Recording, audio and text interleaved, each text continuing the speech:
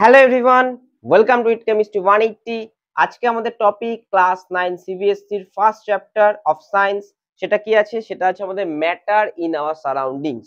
সেই matter in our surroundings থেকে part 1 video, এখানে আমরা কিছু টপিক ডিসকাস করব এবং পার্ট 2 তে আমরা বাকি টপিকগুলো ডিসকাস করব এবং তারপরে আমরা কিন্তু চ্যাপ্টার ওয়াইজ এমসিকিউ নিয়ে আসবো, যাতে তোমাদের ফার্স্ট টার্ম এক্সামে এমসিকিউ এবং শর্ট অ্যান্সার টাইপ কোশ্চেন, সেই সঙ্গে এলএকিউ সব টাইপের কোশ্চেন কভার হয়ে যায়। তো ফার্স্টে আমাদের জানতে হবে ম্যাটার যে স্টেট আছে, সেই স্টেট কটা স্টেট থাকে ম্যাটারে মেইনলি তিনটে স্টেট থাকে: সলিড, লিকুইড এবং গ্যাস।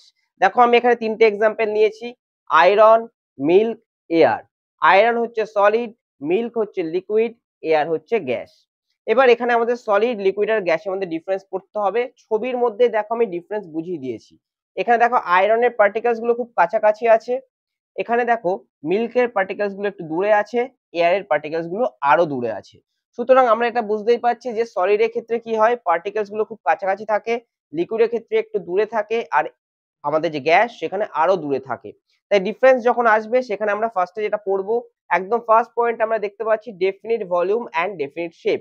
অর্থাৎ আয়রনে কি থাকবে, বা আয়রন বা যে কোনো সলিড পার্টিকেলস একটা ডেফিনিট ভলিউম থাকবে এবং একটা ডেফিনিট শেপ থাকবে। যখনই আমরা লিকুইডে আসবো, ধরা যাক ওয়াটার অথবা মিল্ক, তার কিন্তু কোনো ডেফিনিট শেপ নেই। আমি যদি গ্লাসে জল ঢালি বা আমি যদি একটা বালতিতে জল ঢালি, সেখানে কিন্তু সে সেই কন্টেনারের শেপটা নিয়ে নেবে, কিন্তু তার একটা ফিক্সড ভলিউম আছে। তার জন্য 1 লিটারের বোতলে ওয়াটার পাওয়া যায়, 2 লিটারের বোতল পাওয়া যায়, 500 ml পাওয়া যায়।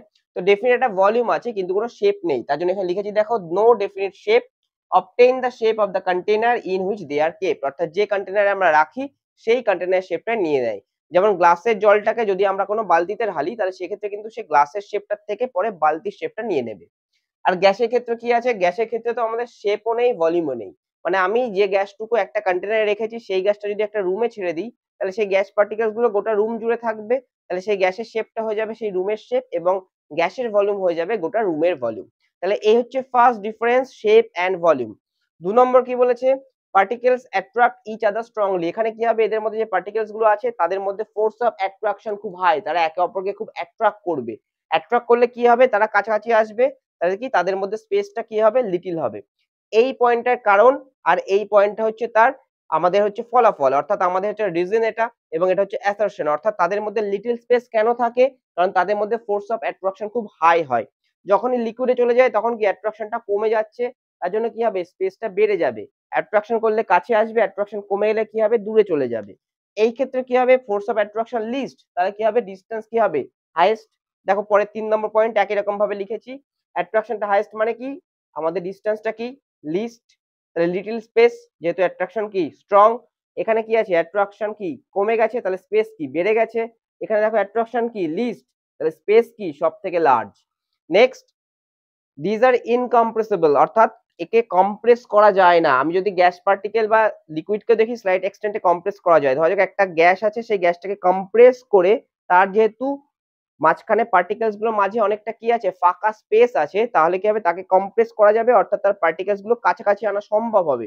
কিন্তু এইখানে কি অলরেডি পার্টিকেলস গুলো কাছাকাছি আছে, তার জন্য ওকে কম্প্রেস করে আর ছোট করা যাবে না বা ভলিউম চেঞ্জ করা যাবে না। কিন্তু লিকুইডকে স্লাইটলি করা যাবে, তাহলে সলিডকে কি করা যাবে না। তো দিজ আর ইনকম্প্রেসিবল, অর্থাৎ একে যদি প্রেসারাইজ করি, তাহলে এর পার্টিকেলস গুলো কাছাকাছি আসার জায়গা নেই, কারণ অলরেডি কাছাকাছি আছে।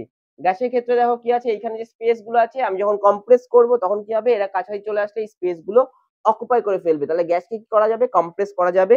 আর লিকুইডকে কি কম্প্রেস করা যাবে টু এ স্মল এক্সটেন্ট। তার জন্য লিখেছি 4 নম্বরে, these are incompressible, these are compressible to a small extent, and these are highly compressible.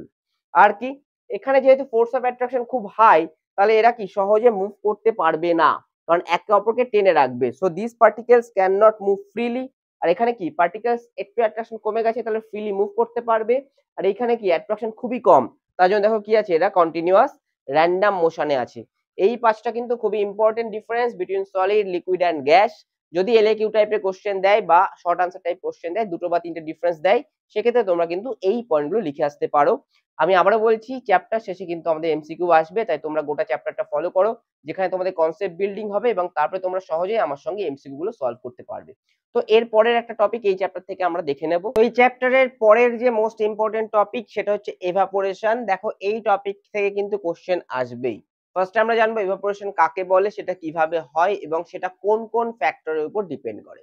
দেখো ইভাপোরেশন ডেফিনেশন লিখেছি, the process in which liquid converts into vapour before reaching the boiling point, অর্থাৎ boiling পয়েন্টে পৌঁছানোর আগেই কোথায় চলে যাচ্ছে liquid, vapour স্টেটে চলে যাচ্ছে, তাকেই বলছি আমরা evaporation. And this is a surface ফিনোমেনন, অর্থাৎ সারফেস থেকে হয়। এখন কাকে ইভাপোরেশন বলে? এই যে আমরা ওয়াটার সাইকেল জানি যে চারিদিকে আমাদের সমুদ্র, পুকুর, নদী যা যা আছে, সেখান থেকে সানলাইট পড়ে জল এভাপোরেট হয়ে আকাশে যাচ্ছে ভেপার স্টেটে এবং সেখান থেকে মেঘ হয়ে আবার বৃষ্টি হয়ে নিচে নামছে। এটা হচ্ছে ওয়াটার সাইকেল। চারিদিকে যে আমরা দেখছি যে জল আছে নদীতে, পুকুরে, সেটা যখন ভেপার স্টেটে যাচ্ছে সেখানে কিন্তু জল বা নদীগুলোর বয়েলিং হচ্ছে না, সেখানে ফুটছে না, সেখানে তাহলে কি হচ্ছে আমরা দেখতে পাচ্ছি না যে কোনো চেঞ্জ হচ্ছে, কিন্তু তবুও কি সেটা ভেপার স্টেটে যাচ্ছে। তাহলে বয়েলিং পয়েন্টে পৌঁছানোর আগেই ওইখান থেকে ওয়াটারটা ভেপার স্টেটে পৌঁছে যাচ্ছে, এই প্রসেসটাকে আমরা বলবো ইভাপোরেশন, যেখানে আমার বয়েলিং পয়েন্টে পৌঁছানোর আগেই হয়ে যাবে। এবার ইভাপোরেশন কিভাবে হবে? ধরা যাক এখানে একটা লিকুইড রাখা আছে, এই যে লিকুইড গুলো রাখা আছে, এখানে লিকুইডের প্রত্যেকটা লেয়ার আছে, দেখো এখানে একটা লেয়ার আছে, উপরে একটা লেয়ার আছে, নিচে একটা লেয়ার আছে, এবং ইভাপোরেশন সবসময় আপার লেয়ার থেকে হবে, অর্থাৎ সারফেস থেকেই হবে, অর্থাৎ নিচের যে লেয়ার গুলো আছে সেখানে কোনো রকম ইভাপোরেশন হবে না। আর বয়েলিং যখন হবে তখন পুরোটা থেকে হবে, তার জন্য বয়েলিং হচ্ছে বাল্ক ফেনোমেনন, আর ইভাপোরেশন একদম উপরেরটা থেকে হবে, অর্থাৎ উপরের যে আমার আপার যে টপ মোস্ট সারফেসটা আছে, অর্থাৎ এই ব্লু করে দিচ্ছি, এই সারফেসটা থেকেই কিন্তু আবার ইভাপোরেশন হবে, বাকিগুলোর থেকে ইভাপোরেশন হবে না। সেই জন্য আমি লিখেছি evaporation is a surface phenomenon, অর্থাৎ ইভাপোরেশন সবসময় সারফেস থেকেই হয়। এবার ইভাপোরেশন কার উপর ডিপেন্ড করে? ইভাপোরেশন ডিপেন্ড করে surface area, temperature, humidity, wind speed, এগুলোর উপর কি কি ভাবে ডিপেন্ড করে সেটা আমরা একটু ডিসকাস করে নেব।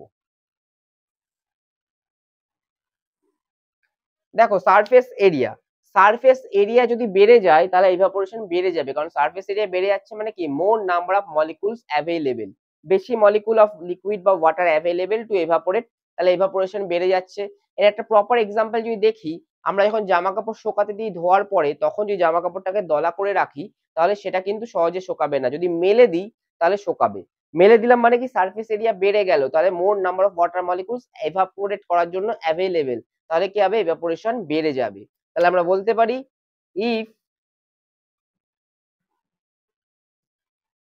Surface area increases, rate of evaporation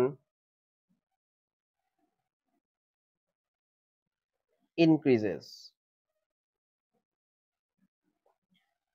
next temperature, খুব সোজা হিসাব, যদি টেম্পারেচার বেশি দিই তাহলে কি বেশি এনার্জি থাকবে ওর মধ্যে, বেশি এনার্জি দিলে কি হবে, সহজে লিকুইড তার পার্টিকেল গুলোর মধ্যে এনার্জি গুলো ভেঙে কোথায় চলে যাবে, ভেপার স্টেটে চলে যাবে। তাহলে যত এনার্জি বেশি দেবো তত কি লিকুইড ভেপার স্টেটে বেশি যাবে, তাহলে যত টেম্পারেচার বাড়বে তত ইভাপোরেশন বাড়বে। তাহলে if temperature increases,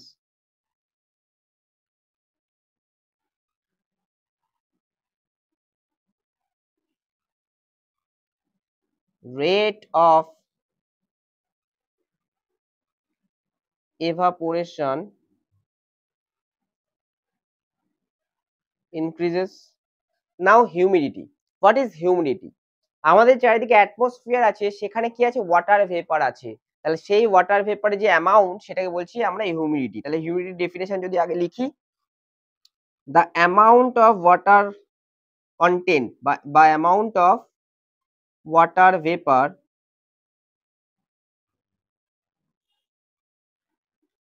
in atmosphere is called humidity।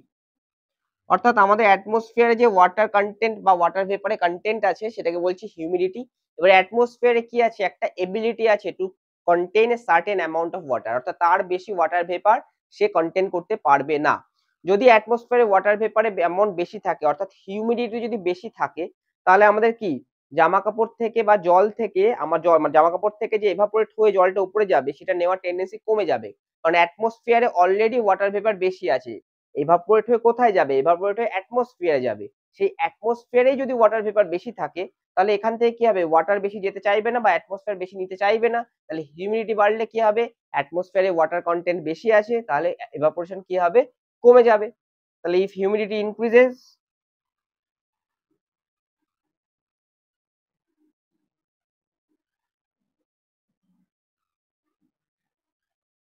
evaporation decreases। এটার একটা প্রপার এক্সাম্পল যদি আমরা দেখতে চাই, তাহলে প্রপার এক্সাম্পল হচ্ছে বর্ষাকালে যখনই আমরা জামা কাপড় শুকাতে দিই প্রচুর টাইম লাগে, সহজে শুকায় না।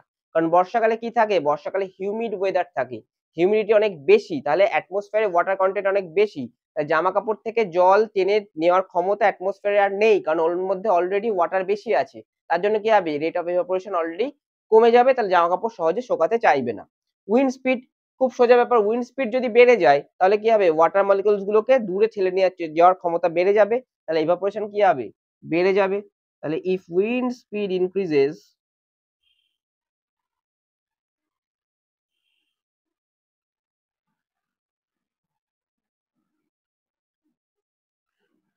evaporation increases। তো খুব সহজেই আমরা কিন্তু এভাপোরেশন সম্পর্কে জানলাম, সলিড লিকুইড গ্যাস সম্পর্কে জানলাম। এর পরের দিন আমরা জানবো হচ্ছে ল্যাটেন্ট হিট সম্পর্কে এবং ডিগ্রি সেলসিয়াস এবং কেলভিন স্কেল সম্পর্কে, এবং এছাড়াও আমাদের যে ছোট ছোট বাকি কোনো টপিক থাকে সেটা আমরা চেক করে নিয়ে সেই টপিকগুলো সম্পর্কে ডিসকাস করব এবং তারপরে গিয়ে আমরা এমসিকিউ সলভ করব। ভিডিওটি কেমন লাগলো অবশ্যই কমেন্ট বক্সে জানাও, এবং কোন টপিকে তোমাদের সমস্যা হচ্ছে এই চ্যাপ্টারে সেটাও জানাতে ভুলো না, আমি তাহলে সেটা রিভাইজ করে দেবো। এবং অবশ্যই বন্ধুদের সঙ্গে শেয়ার করে চ্যানেলটি সাবস্ক্রাইব করো, ভিডিওটি লাইক করতে ভুলো না। নমস্কার।